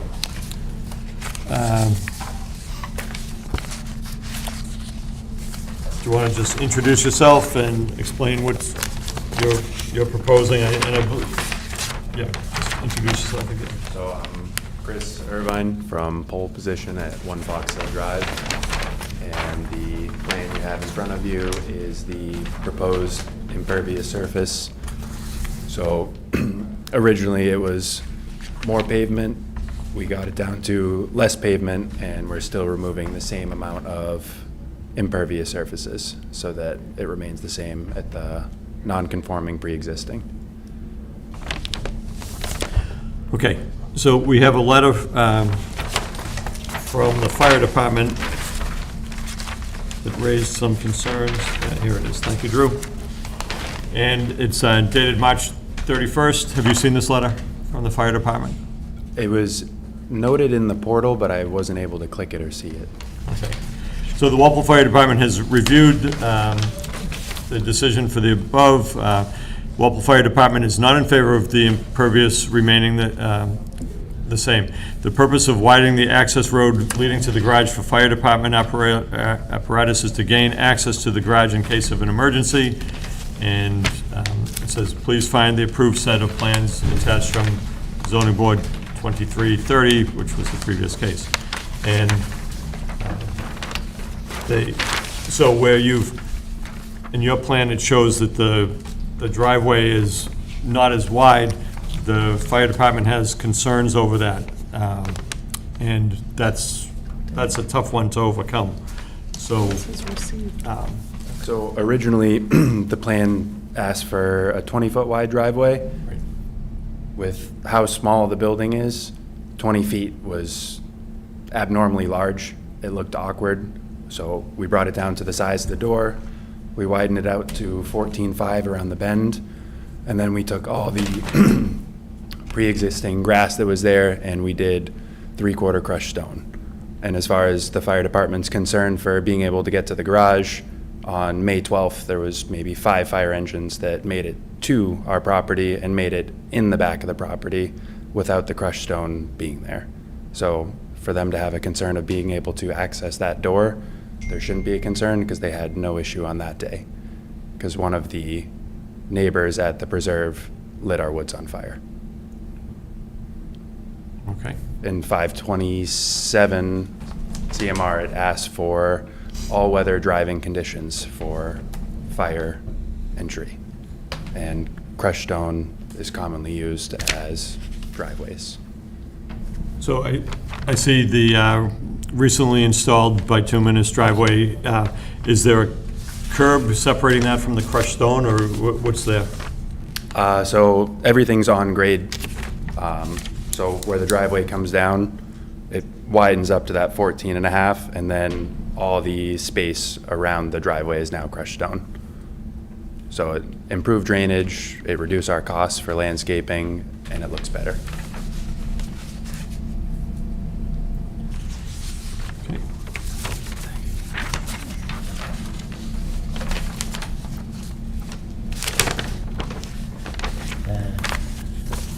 So, doesn't change the fact, we've got a letter from the fire department saying that they're not comfortable with that. So, is there a way that you can have a 20-foot road, driveway, which is what they expect, what they need? Is there a way that you can make that happen?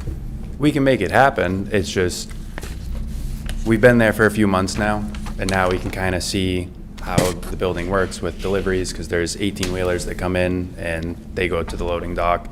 So originally, the plan had called for multiple parts of the property to have the pavement cut out, and where those parts would have been cut out would have kind of bottlenecked the parking lot.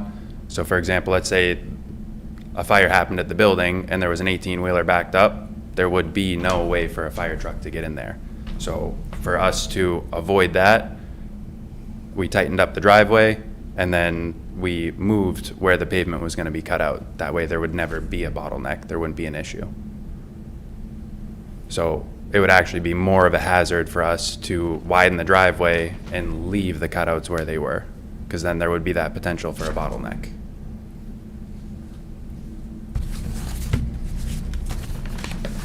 And technically, we're still meeting the requirements for them to access the building.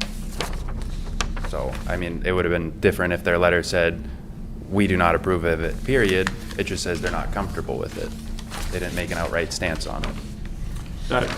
Not in favor of the impervious remaining the same in the purpose of widening the access road. You know, it's a strong letter from the fire department saying that they want it done, you know, they want it wide enough so that equipment can get in there.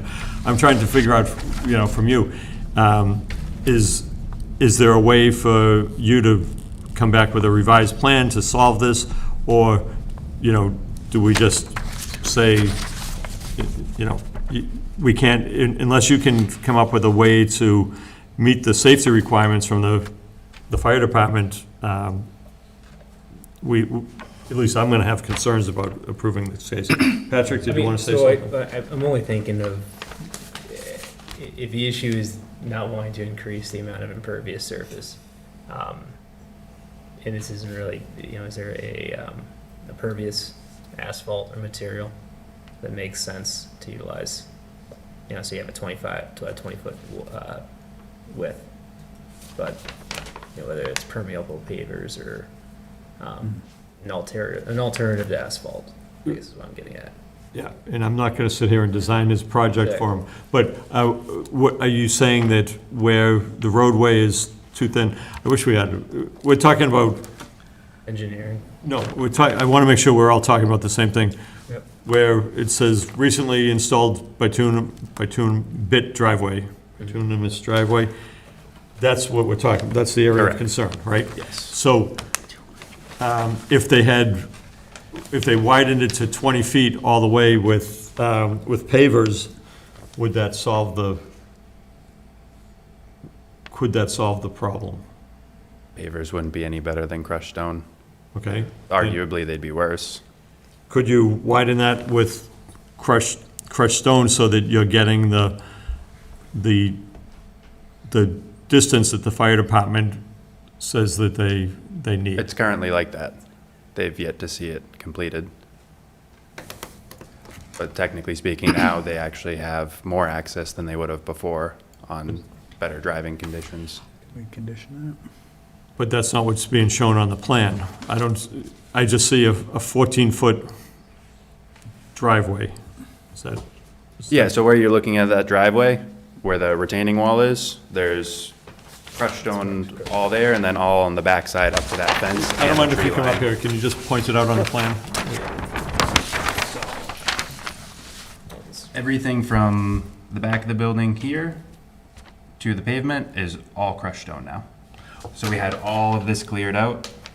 Everything's flat, graded, up to grade on the driveway, and crushed stone. Okay. So even though the pavement area is only 14 feet wide, this is all crushed stone around the side? Correct. So they now have 60 feet of access instead of 20. Okay. Thank you for that explanation. Ms. Conroy? I'm thinking out of the box here, but I think in recent years, there have been a few subdivisions, short streets that have narrower roadway and crushed stone on each side. I don't know the names. I could be dreaming it, but I do watch those hearings frequently, and it's been recent, and it was under not this particular deputy fire chief. So there's, I know that they all have their own thought processes, but But as I look at this, the concern is that they want to have a roadway wide enough to get up there, and but this is all gravel now, he's saying, so, you know, I have huge concerns the way this whole, not you, but this property has been handled over the years. It's been cut up and, you know, now you're trying to, not you, the property's owners are trying to stuff so much into a small area. But as far as the safety, that was my only concern. And I think I think they're meeting it now, if that's gravel there.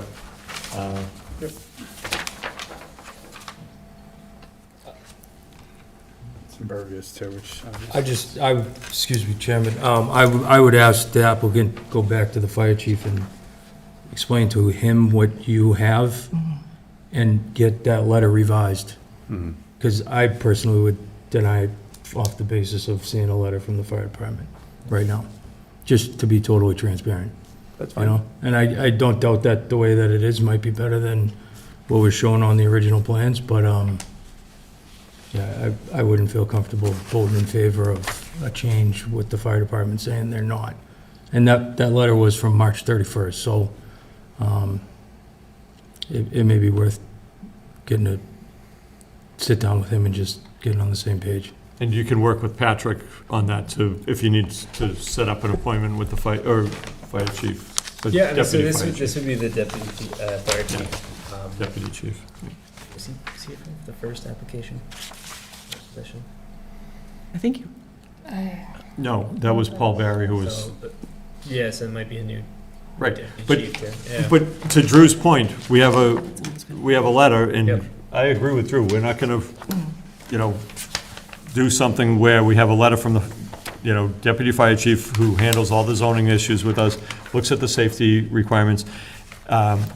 I think that what you just described, and I understand what you're saying, if, you know, if we can get an updated letter, then that should be, Yeah, that's fine. That I should mean, I be can fine. go talk to him and. get that have him sorted come out, take a look at what your situation is, and if he agrees that it can be done safely, I think what you're hearing from us is Would like to see. still not wild about everything being stuffed. There's barely any space, but you've done what you can do on it, so, okay. Good. So, Mr. Chairman, yeah, there was a note from Landis from Conservation about, I didn't know if this was pertinent to this case, or she meant the other case. Fast track, received fast track permit, however, 40,000. 40,000? Are there enough zeros in that letter? Or more of land was altered. It's 40.00. Was that for this He case? might be missing a zero. Yeah, but he didn't have 40,000 feet I of land. don't know if she was reviewing two cases at the But same yeah, time. I think I can so. double check with her, Just but check Yeah. on it. did you do a fast track permit or, What is that? oh, so guess You would not? know. Yeah. No, there's nothing No. fast about this one. No. Yeah, I wasn't sure, because it seemed like it should have gone maybe with the other case. That's what I thought, but it I think has it's for this the other address case. on it. Yeah, okay. Um, Didn't want to miss it. we can talk to her, but Okay. if he's not changing the impervious, I don't think he'd have to go. But we'll So- talk to Landis. yeah, that's, but let's, if you come back with a letter from the deputy chief saying that he doesn't have the safety concerns, I think that will fast track it at that point. Sure. So, do you want to try to continue this until June 4th? That's our next meeting. That's fast, so you're going to have to move on it. Luckily, the fire department's really close to my work, so. Okay, do you work at Foxhill? Yeah. Okay, so you're one of the employers that, you work for the owner of this? Because you've been here before.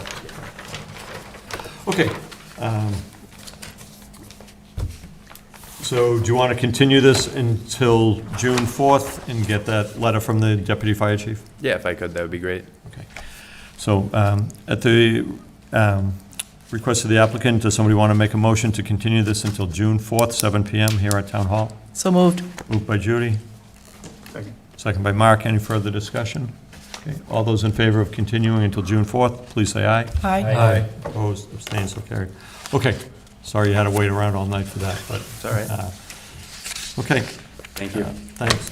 And you've got Pat's contact if you need to talk to him, Have you right? spoken to Alan or anyone from fire already? I tried talking to Alan, but I don't know, 3-4 times I called him. Email me tomorrow and we get a meeting or something. Okay. So let's, we have some other business for tonight.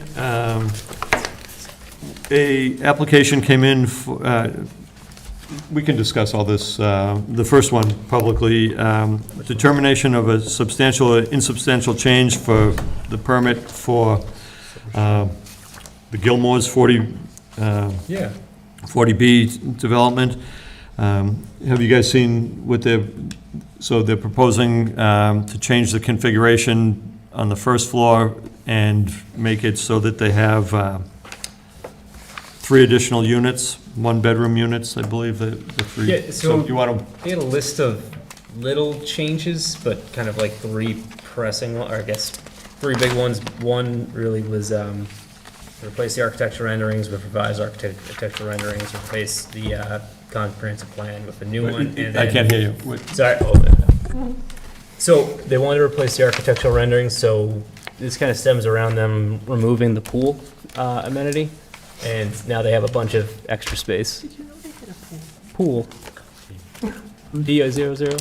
We need the pool. The pool. I'm sorry, but I don't remember seeing a pool in the plans. It must have been in the fine print. It was an indoor pool. An indoor An pool? indoor pool. Indoor? Yeah. I missed it. Yeah. Sorry. I was more concerned with the bedrooms Oh, yeah. in the apartments. and So parking. the pool amenity was on the first floor, so they're proposing to remove that, and then because of that, they're creating additional amenity space. Essentially, they're combining the library and the lounge to a great room. They are, so where the pool area was, they are gonna have an indoor golf simulator. Like I wrote gold on my letter. A pub social room, which I'm not sure. I think it's only for tenants. A pet spa, 3-season outdoor space, including a small putting green, an outdoor fire pit, and an area for cornhole. So it seems like a bunch of new amenity space, which is taking the square footage of where the pool was. And in terms of the site plan itself, they're moving the building approximately about a foot closer to the road. They had to account for a second transformer pad, so there's some slight configuration to the parking lot. They're not changing any, they're not lowering the count, they're adding 3 additional spaces. There's also, I guess, where the hardscape was in the landscaping plan, they're proposing one of those is gonna be a outdoor dog park for the building tenants. So most of these really kind of stem around slight changes to the architectural rendering, some slight changes to the site plan, and then there's also they've submitted draft, I guess, sign package, and so those ones are kind of that the board hasn't seen yet, and so those they're seeking 2 additional waivers for size of the sign. so did you talk to them about the signage? About how Yeah. large so it was. Yeah. I don't know why they're asking to have a waiver for 6 inches extra on a sign, like a big leasing sign. It seems like they should be able to make the sign fit the existing zoning so that they don't have to ask for that. Did you talk to them about that? I talked to them about a few other things, but I'll talk to them about the sign. The sign was, I guess, the waiver stem around both the increase on what they're calling the ground sign. It's more of a monument sign. It's, I guess, it's not so much a leasing sign. It's a sign for the apartment complex. They would like that internally illuminated as well. So those are the two different waivers of that. And then And that's a problem in the downtown Yeah. Yep. business district, yep. And they're seeking, so you're allowed 2 wall signs, they're seeking 4 wall signs. So that's what would require a waiver as well. But I guess I spoke to Jeff just because when we got this, it was kind of late in the week last week, and wanting to comply with the 20-day deadline, I asked him to provide a waiver, not waiver, sorry. Extension. An extension of time for the board's next meeting in June. So it also provides a little opportunity to, I wouldn't call it a concern, but they're proposing a semi-indoor fire pit. I'm not sure how that works, so I think having the fire department take a look at that as well might be helpful for the board to make their decision. And also discussing the signs to see if that can be. So I think we should ask them to think, do they really need a waiver for the signs? Make the signs, I mean, you should be able to make the signs comply. What? That'd be a variance. It wouldn't be a variance because it's under 40B, so it would be an additional Waiver. An additional waiver, which, to your point, but It's on that's the higher end, right? right. So, there's 3 extra parking spots, that's good. 3 extra units, doesn't, it's more money for them, but on a project this scale, and this is normal on a 40B, that, they're gonna, once they start doing more plans, it's gonna come back that, well, we need to move this here, there. It's normal. So the question is it a substantial or a insubstantial modification? And we have until June 4th to. Yeah, so June 4th is the. I just had some concern. Yep. And we can talk about it at the next meeting, but might as well do it Yeah, now. might as well Talking do it now, now, we can- yeah. rather than They went from questions. 86 one-bedrooms to 96, and they took away 10 studios, so from 16 to 6. That's a whole different living service. You've taken away all the one-bedrooms, and then with 2... I thought they took away the They took away- studio. I mean, the studios, The yeah. studios. They took away 10 studios, and they bumped up the one-bedrooms, and, it's, apparently they're not paying attention to who really needs a place to live these days, but a lot of times it's one person, and when you go to increase your one-bedrooms, you're definitely gonna increase cars, I'm sorry. Well, and rent. And rent, and, I know that, and then they give you 3 parking spaces. Yeah. That's it. No, I agree, and even to the point, part of it, I'm sure there's programs that require bedrooms and not studios for renting. Studios are allowed, and efficiencies, Yeah, so, so. So I guess it really comes down to a question. Usually the trigger is 10%. If it's, a 10% increase, that would be like we had on Dupee Street, the number of units, that would be it. This is a smaller number. We can go through it, but Yeah, I think we really need to have the applicant think, do they really need a waiver, and have us go through the process of doing the waivers for signs. signage where they should comply. I mean, comply with the existing zoning. Yep. So, I'll make that point known to them. They should be available for the next meeting in particular, because I have enough time for the board to review. Yeah. Did you say there's new architectural design? There should be, That was yeah, the new one architectural thing that They renderings. said, oh, well, we'll clue you in. That concerns me that, I know that was a preliminary, that what we saw, but We just got it, so you're looking at it now. Yeah, I mean, to be honest, it looks, very similar, still massive. Oh, yeah. I mean, that's what's gonna be on East Street. Still the tallest building in town? Yep, which just so everybody can take a look, those big stair and elevator penthouse that are shown on this, that's not part of the height.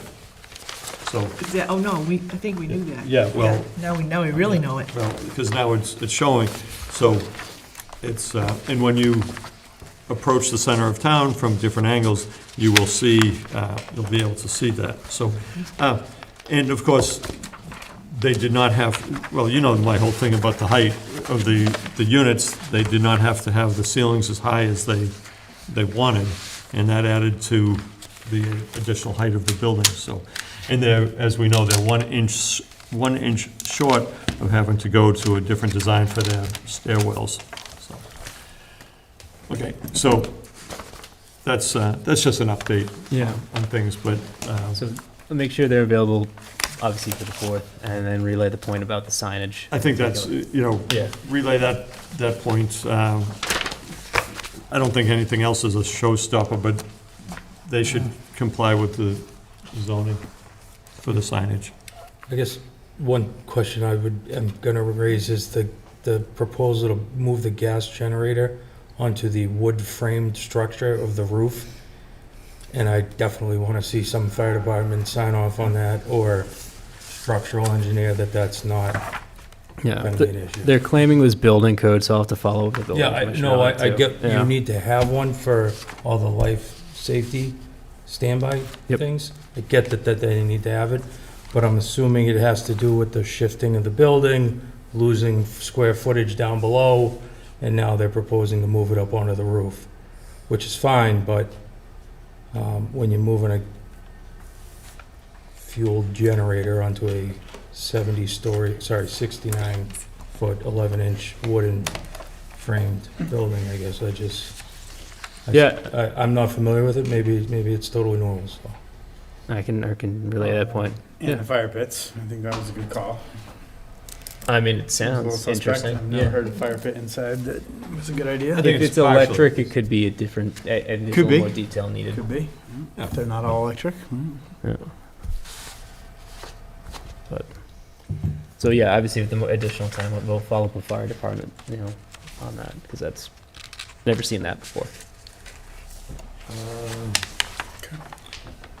Yeah, And they gave us time, right? I also, well, this is how the projects go. They get approval, then they make revisions, that's normal, but reach out to them, talk to them about those issues. Yep. So, that'd be good. And they haven't sold it, have they? No. It's still the same? No, Same people? anything like that, because it's also attached to the memorandum agreement. So any change, especially in terms of the number of units, would also need to be reflected in the MOA. So I did address that with them, and so they're not going to change that until, obviously, if the zoning board approves it. If the zoning board approves it, then they'll have to update and go back to the select board and change the MOA.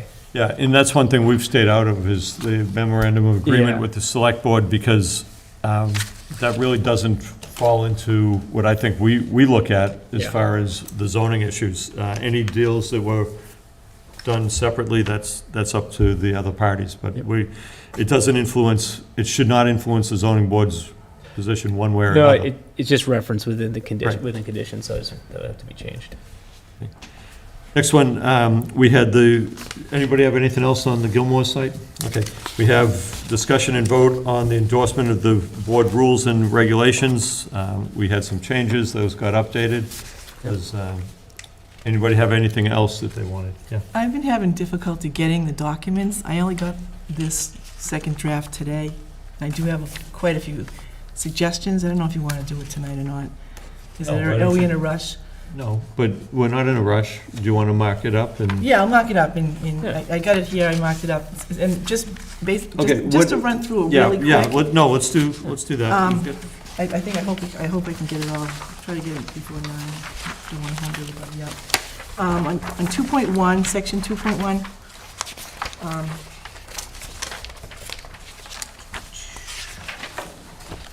the application gets, Where on? I'm sorry, yeah, under section 2, Okay. applications.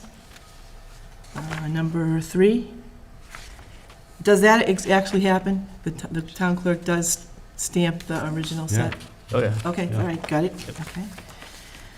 All right. 2.2, required materials. Does this align with the town bylaw and the Mass General Law, submission of projects and applications?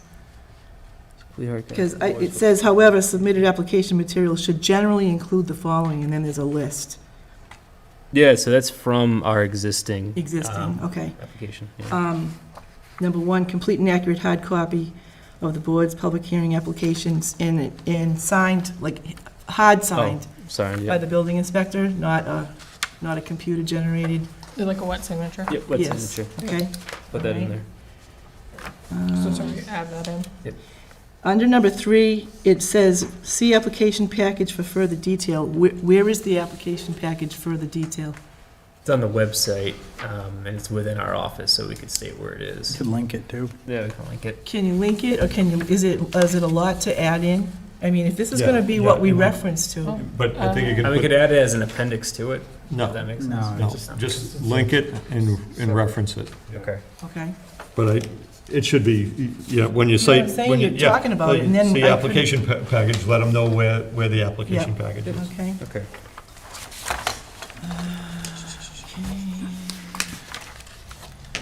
And going to 3.3, the hearings. Oh, I guess, when you send out the letters to the abutters, is this the time that we should do the return cards, or are we gonna stay with, or can't we? We don't do return. The planning board does return cards. For subdivisions. What? For subdivisions. Yes, Right, Yeah. but we don't we just do. straight mail. General Straight mail. mail. Okay. Yep. And, I mean, do you think there's a reason to do that? Just that I think I've gotten enough of them. They look like junk mail, people toss them. So unless they actually see it, have to look at it, only hear it, I know. Even if you sign for it, you don't have to read it. You can- No, that's true. I understand that. Okay, under department comments, I know sometimes I've seen some of them, if they've been in emails, I haven't seen them been stamped. Sorry, where's that? 2.6. 2.6, I'm sorry.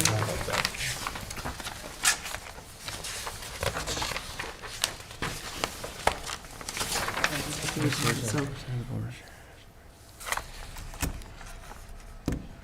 I think some of our letters, like, if they don't have the stamp in, when you print an email or something off the portal, do you then stamp it?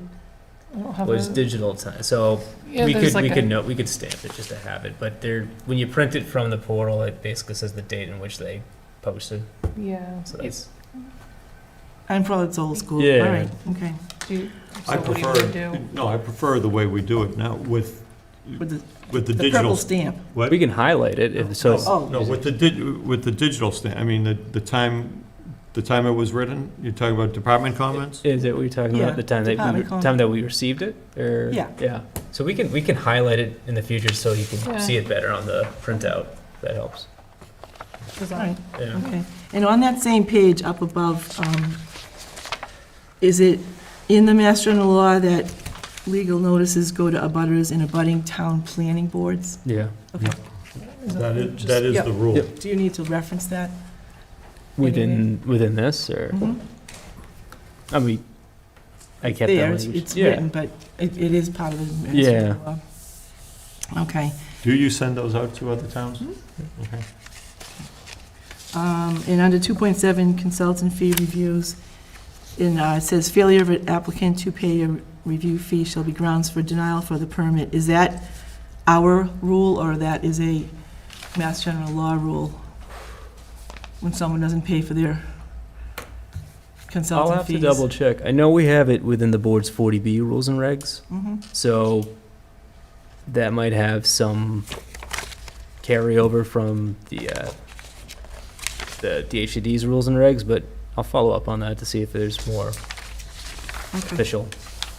All right, and 3.3, the order of business. I already answered my question about the registered mail, okay. Could we have a copy of the advertisement that goes in the Hometown Weekly as part of the record? Yeah, like how it, like on the first page? Like- No, the actual paid for Like the way it advertisement. shows in the paper. Yep. They Yeah. send it, yeah. Do you We used to wanna- do, we actually used to do that. Yeah, I think we used to do it, Yeah. and I think you need it in the folder, because, I mean, it's great, someone says, I did it, and here's what I wrote. Yeah.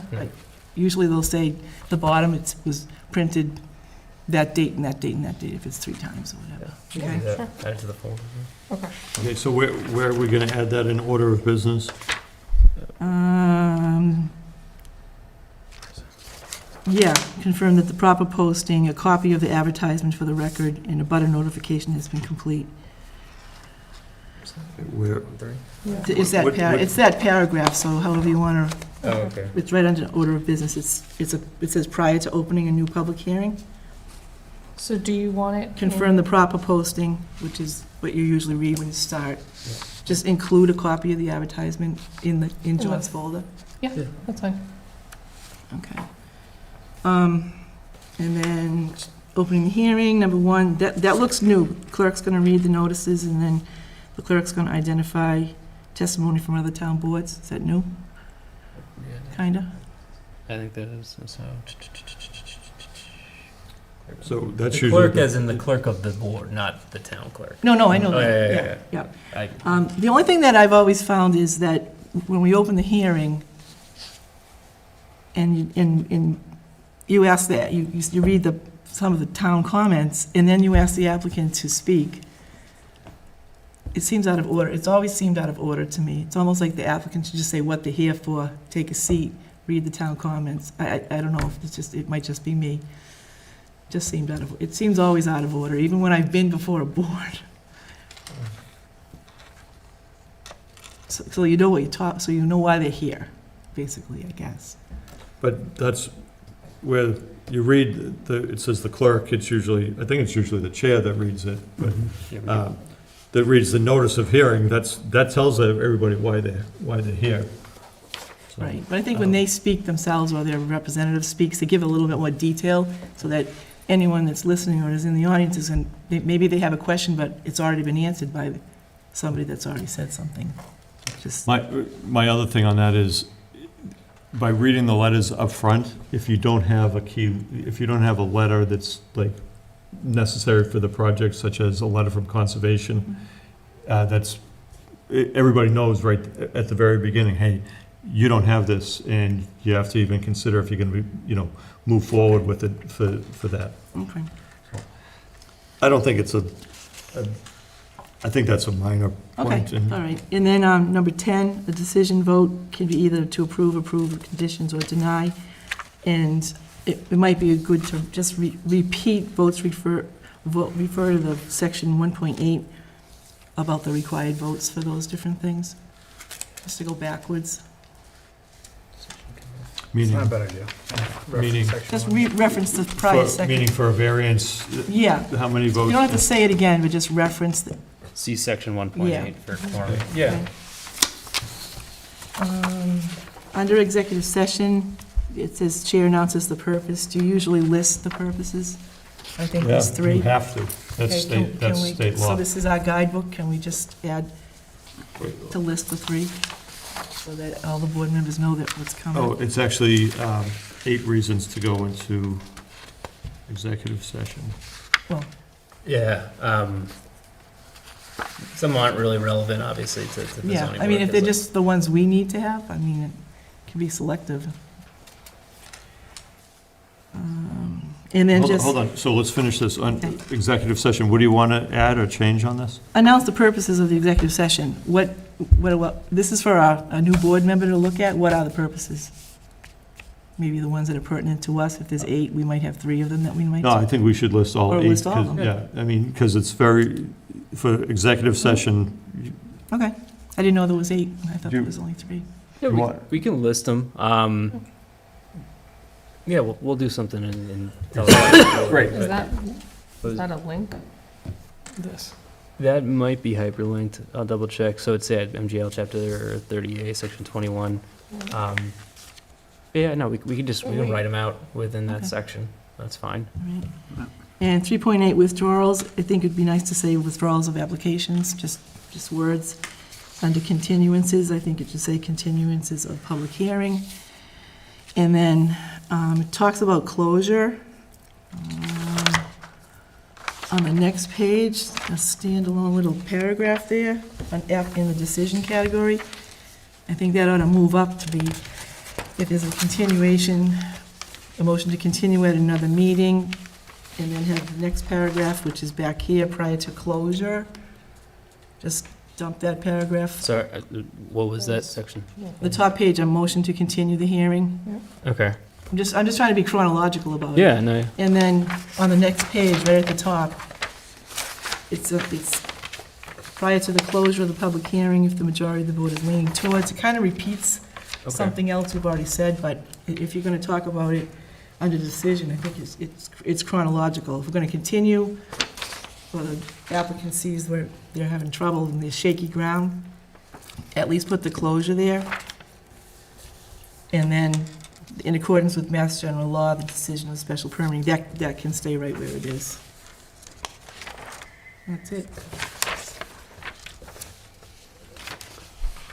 All right, so, Judy, after you mentioned the 3.8 for withdrawals. Yep. You had one Just- in between. And then just continuation of public hearing. Okay. And then there's a motion to continue. The top of that next Yep, page. It's okay. about continuing, and then on the back of that page, it's talking about before you close, the applicant. Yep. Okay. And then get that closure part in there. Okay. Thank you.